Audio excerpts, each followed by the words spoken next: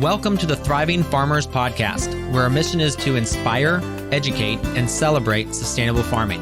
We believe that you can build a profitable and sustainable farm that gives you true farm freedom. Join us as we talk to farmers, innovators, educators, and entrepreneurs to glean their top takeaways in business and life. Today's podcast guest is Daniel Mays of Frith Farm. Now, Daniel grew up in Chester County, Pennsylvania, where through his Waldorf and Quaker educations, he developed a respect for nature and a sense of environmental responsibility. Since then, he has studied math and physics, taught at a boarding school, high school, bicycled through Mexico, earned a graduate degree in environmental engineering, and worked on a number of farms. He is passionate about farming and excited to have planted roots in Scarborough. He believes farmers should be stewards of the land, not miners of its resources, and that farms should be hubs of the community, not distant sources of its calories. He also believes that economic sustainability need not be sacrificed, but rather can come directly from the union of environmental stewardship and community involvement. Daniel started Frith Farm in November of 2010. So I had a fascinating conversation with Daniel. So I was recommended to Daniel by one of our Small Farm U members, and Kelby said, Michael, you've got to give Daniel a call and schedule him for the podcast because his farm is absolutely amazing. So I did. I'm really glad I did. Talking to Daniel was enlightening and just a great discussion on what it's like to run a no-till farm and how they manage everything they do, because they do a wide range of different things on the farm. And it's really cool too, because Daniel's farm, as we said earlier in this intro, is about community. It's not just a few people on some land in the middle of nowhere. They really value that community aspect and getting people onto the farm to see the farm, and the aspect of a lot of people working the farm. If you check out their website, you see they have a number of people on staff. And that to me is what farming is about. It's really exciting to work with people on a daily basis and to grow great food together. So I hope you'll have a listen and let us know what you think. Welcome to the podcast, Daniel. Thanks for having me. So Daniel, can you give us a little bit more detail about your farm? You've got a very interesting operation going on. Sure. Yeah, we grow intensive vegetables, organic vegetables without tillage. And we do some small livestock, chickens, turkeys, and laying hens. And we sell everything locally within a 15-mile radius. Wow. And how is that possible? Are you located near larger cities, or have you just really developed your local markets? Yeah, I guess somewhere in between. Yeah, we're near a large city for Maine, which is Portland, which is about 65 or 70,000. We're about 15 minutes outside of Portland, but actually we don't even sell that much in the city. We sell mostly in Scarborough, our suburban community here, which is about 30-some thousand people. So yeah, I think it's a combination of location and really developing our local direct-to-consumer connections. Really interesting. So tell us a little bit about your history. Why do you farm? What got you into it? Yeah, so it's kind of a combination of selfishness. I just, love being my own boss. I love making my own hours, working outside. I joke that I'm just playing the dirt with friends for a living. But then, there's also sort of, I feel like I'm part of something bigger than myself. I'm feeding my community. I'm hopefully contributing to, a positive environmental impact and, helping build a local economy. Yeah. So let's talk a little bit more about that. What does sustainable agriculture, more specifically a sustainable farm, mean to you? It's interesting. Yeah, the word sustainable, I guess, to me just means you can keep doing it indefinitely. Okay. So I feel like that's maybe a little bit even too low a bar for us as farmers. We're uniquely positioned to, have a net positive impact, whether you call it regenerative agriculture, restoration agriculture, have a positive impact on the environment, build resources, build soil, build community, make those connections that we've sort of largely lost with the land, and also generate, create jobs and feed the local economy. Now, I know a large portion of your farming is no-till, and that has a wide range of meanings. How does no-till work on your farm?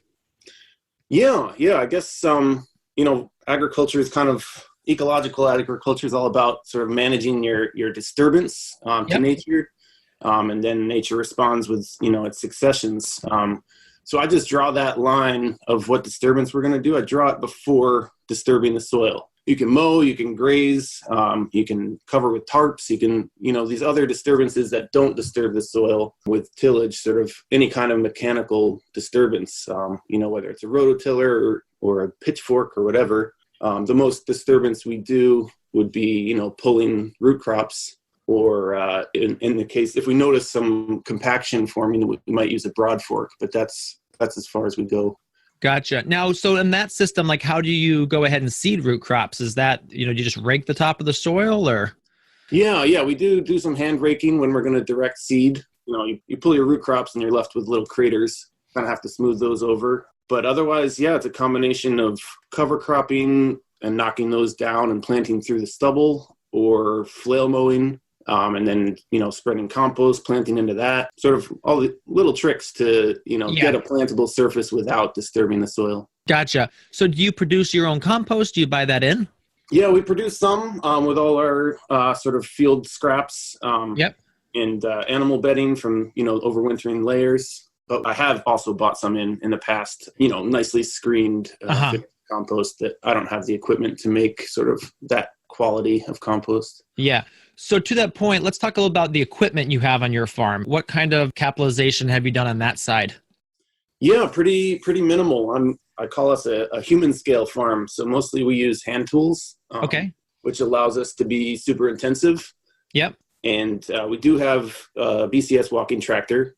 Okay. I used to initially break the pasture. I did till once, back 8 years ago, to form the beds initially. And then we also use it with a flail mower, which is a pretty key, disturbance tool. And then other equipment, we have a small utility tractor with a bucket loader, and that's just to help turn compost and move material around. Yeah, then it's pretty much just a bunch of hand tools, and then all the infrastructure for harvest and post-harvest handling. Yep, absolutely. So as a farmer, there are endless tasks to be done, especially the scale, human scale farms. How do you make sure to focus and tackle your most vital priorities each day? Sure. Yeah, I have an online spreadsheet, which has sort of a column for each day of the week. Okay. I'm constantly kind of reconfiguring and planning that out. It's kind of a real-time update going on that, and it's also shared with all the crew. Okay. So everybody gets to see what's going on, and when somebody completes a task, they use the strike-through font, and then it's knocked out. And then, at the end of a day, I'll go back and I'll look what got done. I'll look what is later in the week, and I'll just drag and drop as needed to readjust. And it just takes a few minutes each day, but it means everyone's always on the same page, quite literally. Yes, that is vital. That is vital. So then, on a daily aspect, what daily habits do you believe strongly contribute to your success? Yeah, I'd say, that plan is definitely a big part of it, and other plans like a harvest list, for instance, knocking out or laying out the order of what we're going to harvest, how much of each. We have columns for each, wholesale account we're going to deliver to. And then people just move through that list systematically. I guess, in general, it's developing these systems that people can just relax and work within without having to constantly wonder what to do next. No, that's key. And that's something that we really stress. And we see, very successful farms is if you have everything written down, if you have things planned out, everything is so much lower stress than if you're, at the last minute, the seat of your pants trying to figure things out. Absolutely. Yeah. So tell us about, the early days getting started with your farm. Were there any big challenges that you went through as you're developing your systems? Yeah, absolutely. I started with very little experience. I had less than one season of experience when I bought the land.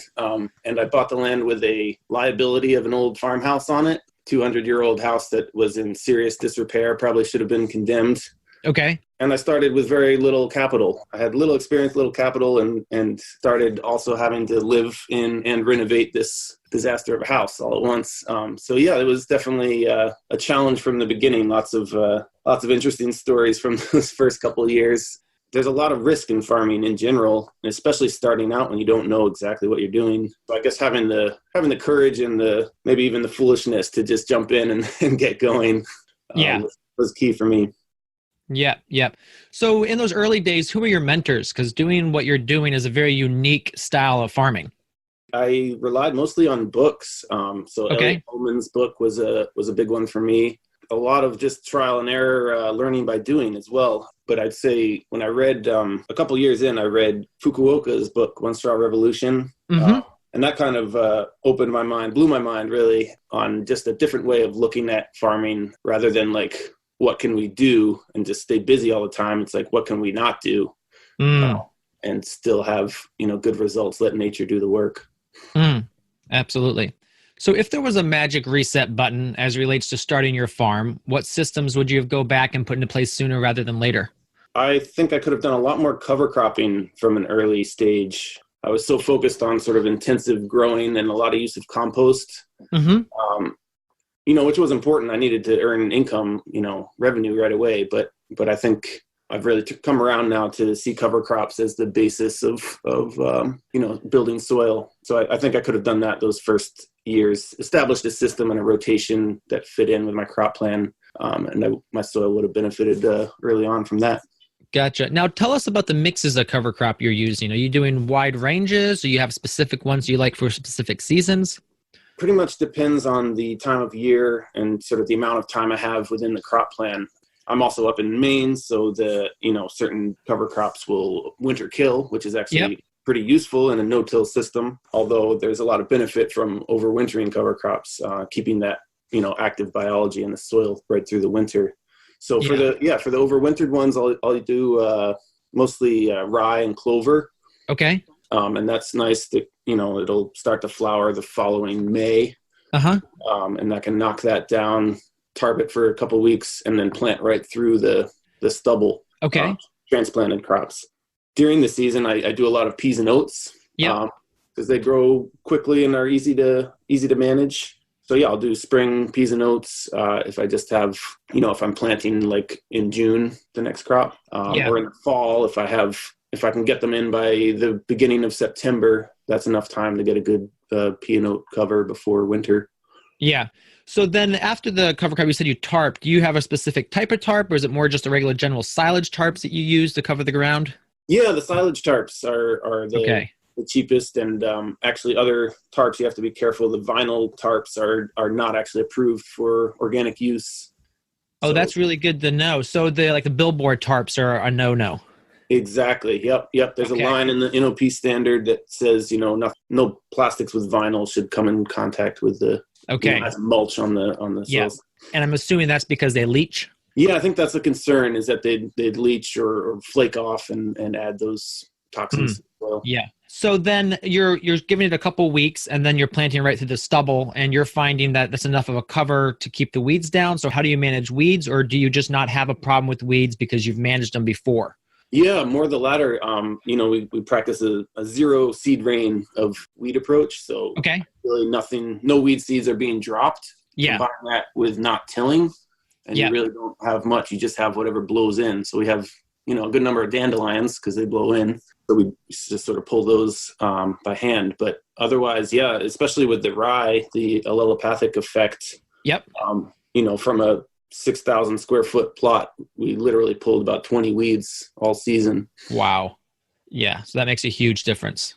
For sure. Yep. So you have a rather large team. I was looking over your website. You have, between 6 and 8 people on the farm at any one time? Exactly. Yeah. During the, from April through November, we have a crew of 8. Yeah. And that's kind of crazy, I guess, on 2.5 acres of vegetables. Yes. How do you manage that? I mean, obviously it sounds like you have a very specific spreadsheet system you use, but, how'd you find the right people? Yeah. So we do an apprenticeship program. So we have 2 or 3 apprentices each year, and those are typically people who have 1 year or less of farming experience. And we sort of train them in our systems and give them an overview, do some educational programming with them, and they get a stipend. And then after that, we encourage, anyone who's a good fit to stay on the next year as more of a manager or hourly worker. So we've basically, next year of those 8 people, 7 are returning. Oh, wow. And we're going to add a couple of apprentices. So we'll have a crew of 9 next year. So I think it's a matter of finding people, but more it's a matter of, holding on to the good ones. Because not having to retrain 8 people every year is pretty key. Absolutely. Now, how do you divide roles? It seems like everyone has a very specific area of responsibility. Exactly. Yeah, I have three different managers. So a field manager, sort of overseeing production, wash and pack manager, overseeing the post-harvest end of things, and then a livestock manager in charge of the animals. And I find, people having roles is a great way to sort of organize a large group of people. And then the apprentices kind of, circle between everything so they get a taste of all the different tasks on the farm. Yeah, because I know that's one thing some people struggle with is making sure that you're educating as well as having the apprentices just learning by doing. Do you have a specific like a weekly or maybe a monthly session that you do with them more just as education? Or how do you structure that side of the relationship? Yeah. So we have a scheduled weekly, we have community dinner every week. And then as ideally after that, we meet.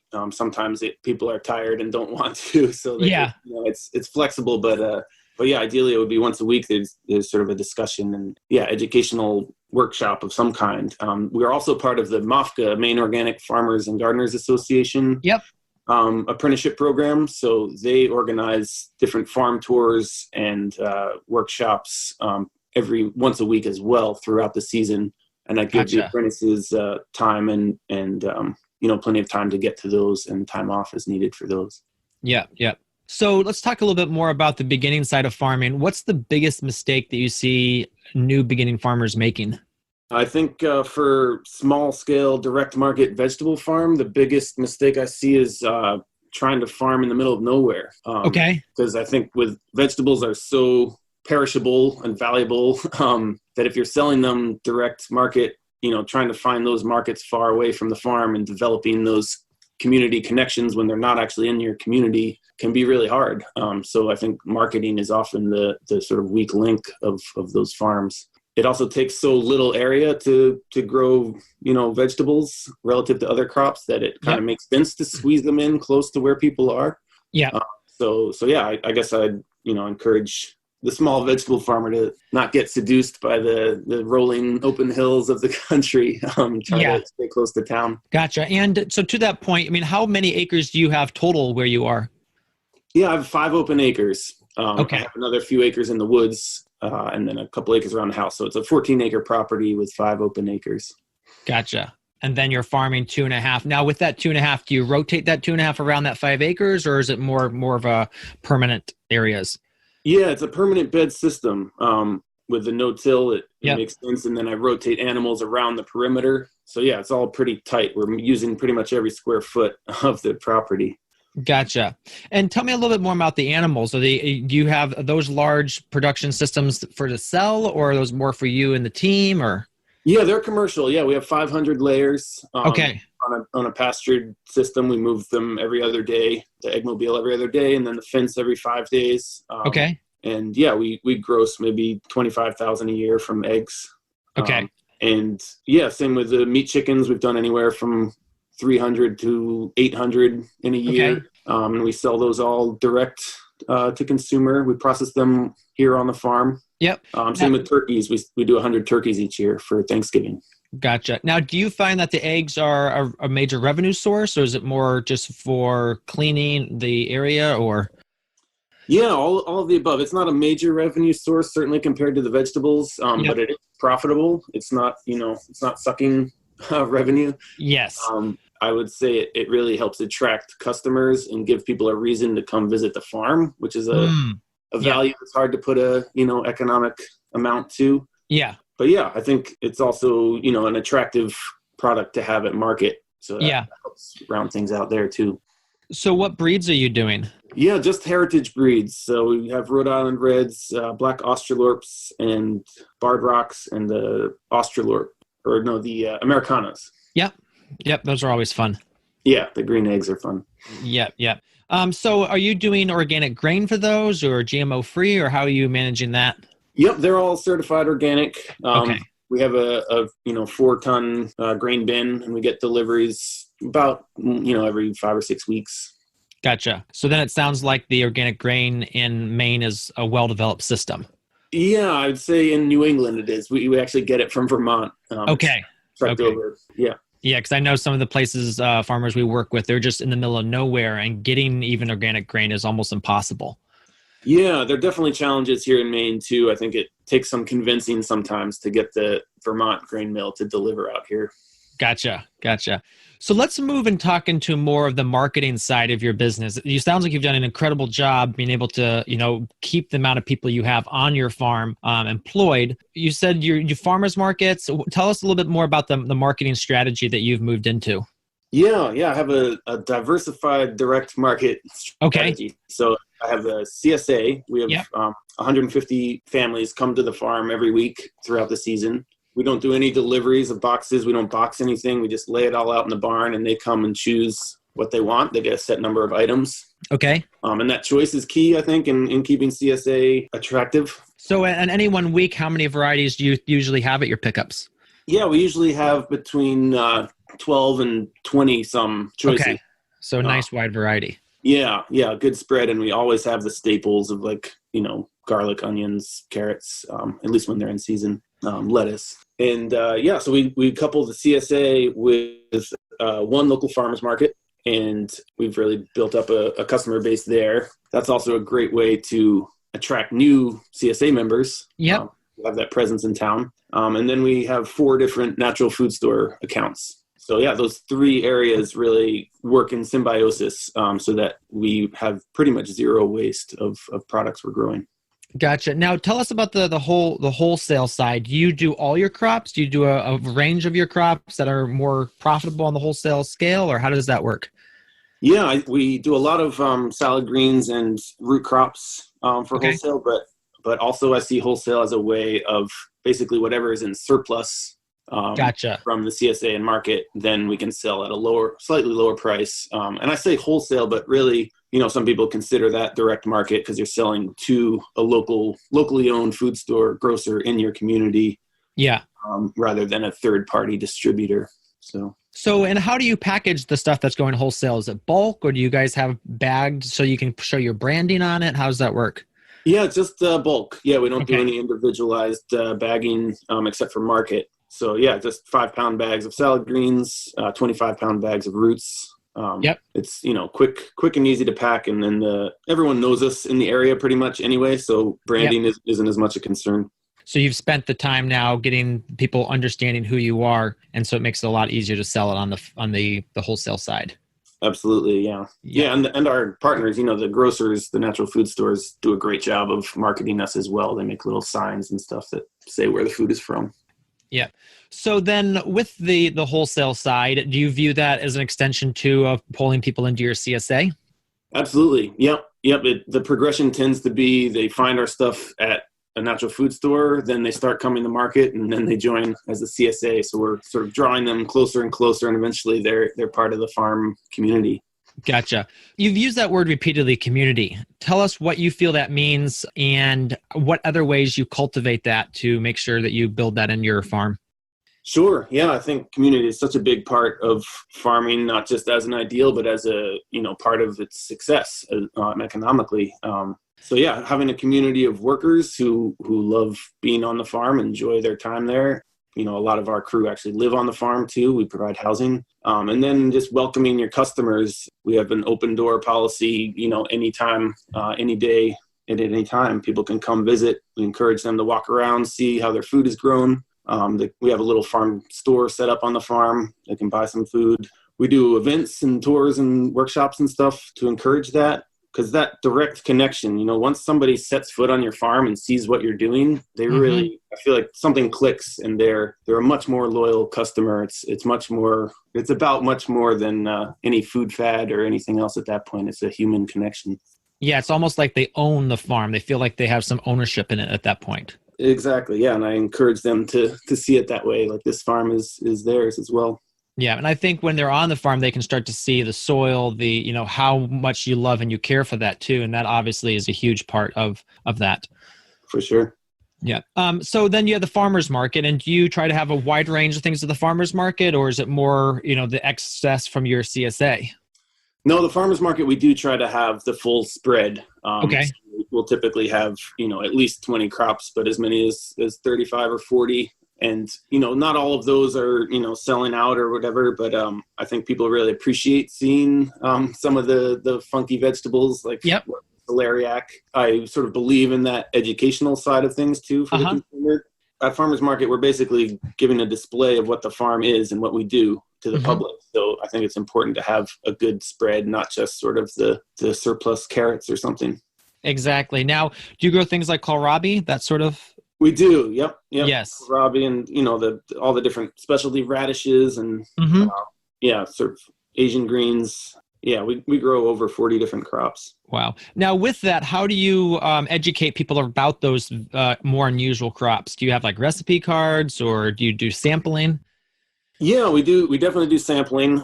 I'm known to just sort of shove a slice of vegetable at people as they walk by the stand. Okay. But and recipe cards are always a goal of ours. Often we don't pull it off in time. But mostly it's just conversation, talking to people, answering their questions, making them try it. Yeah. Yeah. Now, do you personally go to all the farmers markets, or is it something where you're comfortable sending some of the crew? Yeah, I go to pretty much every one, but I bring a different member of the crew each time so that they all get a taste of it. And it's pretty much a 2-person job at this point anyway, because we're pretty busy. Yeah. Yeah. So you're growing solanaceous crops too, and do you do those in tunnels or? Yeah, some in tunnels, some outdoors. We do all the heirloom tomatoes in tunnels, and then the cherry tomatoes and peppers and eggplants outdoors. Gotcha. And are you grafting tomatoes, or are you just doing regular? Yeah, just regular starts as of now. I just did a grafting workshop, so I'm toying with that idea. For now, we just start the seeds in March in the greenhouse and transplant them out April. Gotcha. So so it sounds like you've got a multi-tier marketing approach. You got the wholesale, you got the farmers market, then the kind of the core of your farm is the 150-person CSA. Does that usually sell out every single year? And do you have how do you go about launching that every single year? Yeah, so people are already signing up now. I give a discount if they sign up by the end of the year for the following season. That works out well with the holiday season too. I encourage people to give a CSA share as a gift. Okay. It usually works out pretty well that as we've grown, so has the demand. Yep. I think I only capped it 1 year. Otherwise, I've just let that growth determine how big we are. And that works well too, because, if we have more and more CSA members, then I can do less and less wholesale. So it's with those 3 tiers, it's sort of a self-correcting balancing system. Gotcha. So then with the marketing, do you feel like you need to do you try to focus on doing email marketing or through Facebook, or is it just you're saying, we're doing wholesale, the farmers market, and whatever comes of that? Yeah, at this point, we're mostly word of mouth. Okay. So that's the best form of advertising, I believe. Oh, yeah. So, yes. We do have a website and we do have an Instagram account, but I see those more as just, communicating what we're doing rather than trying to sort of garner new customers. Gotcha. Really rely on, the current CSA members are the evangelists, and they go out and tell their friends and neighbors, and that's how we get new members. Yeah. So I know the one thing I've keep seeing lately is that people are feeling the Maine food scene is becoming very competitive. Have you felt that? Are you seeing that out there? Yeah, I'm seeing that for sure. I'm lucky in that my markets are pretty established and I'm not trying to grow beyond them. And also I'm in a populated area of the state. But I have definitely seen, I mentor beginning farmers and I'm part of the Mafka community. And I definitely see a lot of new farms popping up, all over the state. And that's why I mentioned proximity to markets is a really important one for vegetables in particular, because I see that being a challenge for some beginning farmers. Yeah, I think a lot of people don't realize how big Maine is as a state. Yeah, you can drive for 6 hours and still be in Maine. Yeah. Yeah. So let's talk about, the next generation. You said you're doing some mentoring. What kind of things are you telling them besides the proximity in the market? What strategies are you recommending they focus on to ensure success? Probably the biggest one is a systems approach, a holistic way of viewing not just your farm, but the ecology and the world, really. So don't think of what tools do I need? What amendments do I need? Think of the systems, the patterns that are going to be on your farm, and view the world through that lens, thinking holistically. I think that, getting that to click and, reading Alan Savory's books, changing that sort of a broad approach rather than any specific one practice, I think is pretty key. Gotcha. So just having an open mind as they're starting then.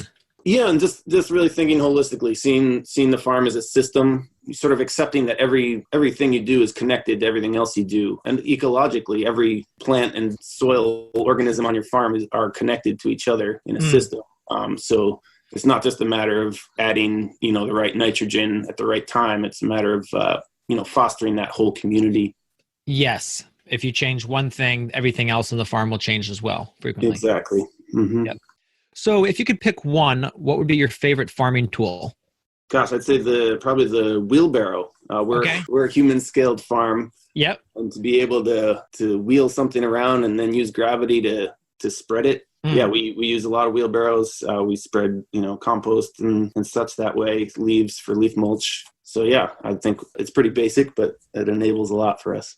Yeah. Now, do you have a specific brand or specific type that you like, or? Yeah, I just get them from the local hardware store, like $40, $50 a piece. Gotcha. So they're not the top tier, but we also abuse them a lot. So I'm able to, replace them and piece them together from broken ones. I think we have eight or 10 wheelbarrows. So okay. Of them, and they're all interchangeable parts. So that helps. Yeah. Yeah. So then back to the harvesting, are you just carrying your harvest bins into your wash and pack area, or are you using something to transport those? Yeah, we have the garden carts, okay. Vermont carts that can hold, 9 crates full of vegetables. So that really helps. And we are, small enough that you're only ever walking a couple 100 feet at a time. Yeah. Bed of carrots or something, we have a little pickup truck we can drive out there to make it a little easier. Gotcha. So you are using that to kind of speed that along. And what would you say your top crops are? It sounds like you do a lot of greens and roots. Yep, a lot of greens and roots and garlic. I'd say, garlic, salad greens, and especially carrots. Those are probably top 3. So tomatoes are obviously very profitable, and we've grown a lot of, we've scaled up with ginger and turmeric as well in the greenhouses. Okay, and are you finding that those are going to the retail or the wholesale? Going to all our markets, actually. Yeah, we give it out in CSA. We take it to market, and we sell to the natural food stores. Okay. Yeah, it's ginger and turmeric are pretty popular in Maine right now. More and more farmers are trying them out. Yep. And you're able to get a pretty good crop in a high tunnel during the season here. And what's your price point on, let's say, turmeric? Yeah, wholesale we do like $12 or $13 a pound. Retail it's like $18 a pound. Yeah. Now turmeric too is a very long season crop, correct? Mm-hmm. So you're getting the seeds super early then, transplanting it into the tunnel, and when do you start harvesting? It's kind of a waiting game. Like ideally you wait as long as possible, but then you have to harvest it quickly before the frost gets in there. It's not frost tolerant at all. So yeah, it tends to be in October. That's sort of our harvest window, sometime in October. Gotcha. And can you store that at all in the cooler, or is it something that you have to move out right away? Yeah, you have to move it within a week to 10 days. That's about how long it stores. Then it can start to get a little, start to break down a little bit. If you want to store it longer, you have to freeze it. Okay, gotcha. And are you getting that from the Hawaii seed people, or where are you finding good quality Exactly, seed? Yeah, the Biker Dude organic seed there. Yeah, he seems like he's pretty much the only person doing good quality at the moment. Yeah, definitely that I know of. He's the one. Yeah. All right, so to wrap everything up, do you feel that now is the best time to be starting to farm? And if so, why? Yeah, I think the present is always the best time to start. Just okay. I think there's real momentum now, especially just kind of unprecedented energy and innovation in small scale farming, and just a changing worldview. A paradigm shift is happening toward more biological farming, away from chemical farming. And I think consumers are also waking up to the fact they want to eat food that actually has nutrition in it. So yeah, I feel like there's a movement underway, and now's as good a time as any to get on board with that. All right. Daniel, thank you so much for your time today, and we really appreciate you coming on the podcast. Absolutely. Thanks for having me. So there you have it, another episode in the books. So I'd love if you would hop on over to iTunes and leave us a rating and a review. Those mean everything to us. We love to hear what you're thinking. If you have a podcast guest that you can recommend, please pop on over to the Thriving Farmer Podcast website and leave us a review. That's thrivingfarmerpodcast.com.